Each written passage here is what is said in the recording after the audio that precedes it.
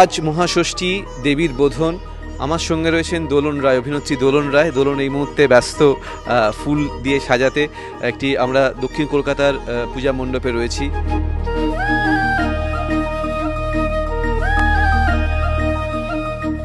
দোলন, আজকে এই বোধনের দিন তুমি কিভাবে দেখো? আজকের দিনটাকে তুমি পুজোর শুরু ছাড়াও কি ভাবো? আমার তো মনে হয় পুজো শুরু হয় বোধন থেকেই, কিন্তু আজকাল অনেক পাল্টে গেছে। আজকাল তো তৃতীয়া থেকেই ইনফ্যাক্ট পুজো শুরু হয়ে গেছে।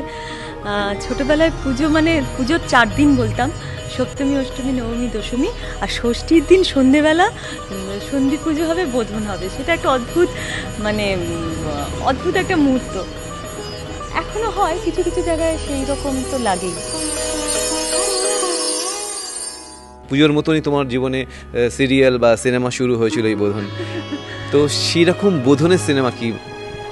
না, শুরুটা যদি বলো তাহলে সিরিয়াল বলবো না, ছবি থেকেই শুরু হয়েছিল। তরুণ মজুমদারের ছবি সজনী গো সজনী, আমার কেরিয়ারের বোধন সেটাই বলা যেতে পারে।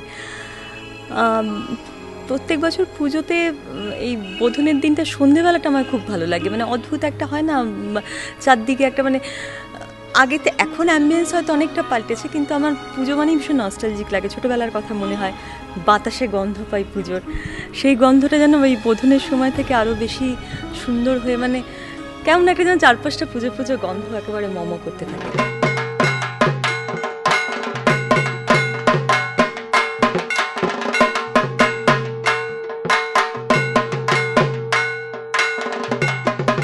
ধরো ষষ্ঠীর থেকে শুরু যে পুজোর, সেই পুজোতে তুমি কাপড় জামা কেনার সময় পাও? রাউন্ড দ্য ক্লক, সারা পুজোর 1 সপ্তাহ কি 10 দিন আগে থেকে 2 ঘন্টা 3 ঘন্টা করে টোটাল ঘুমিয়েছি কিনা সন্দেহ।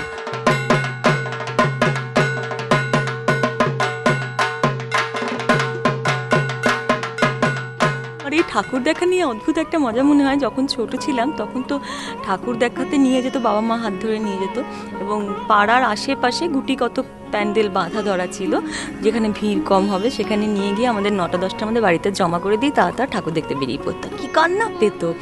এরপর যখন নাকি এই প্রফেশনে এলাম, তারপর এই পূজা পরিক্রমা ব্যাপারটাতে যখন ঢুকলাম, এটা একটা অদ্ভুত ফিলিংস শুরু। প্রথম বছর তো দারুণ লেগেছিল, যে পুজোতে আমি জীবনে কোনোদিন স্বপ্নেও ভাবতে পারিনি ছোটোবেলায় বাবা মা নিয়ে যাবে, সেই পুজো প্যান্ডেলে আমি জাজ হয়ে যাচ্ছি, সামনে পেছনে গাড়ি, প্রচুর লোক, অদ্ভুত ফিলিংস।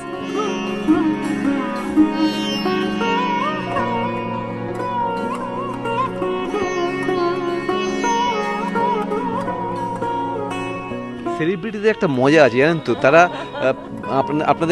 আপনারা জানিয়ে রাখি, আপনারা তো দেখেন কখন ষষ্ঠী থেকে ঠাকুর দেখতে শুরু করেন, কিন্তু সেলিব্রিটিরা চতুর্থী থেকে ঠাকুর দেখতে শুরু করে, চলে দশমী পর্যন্ত।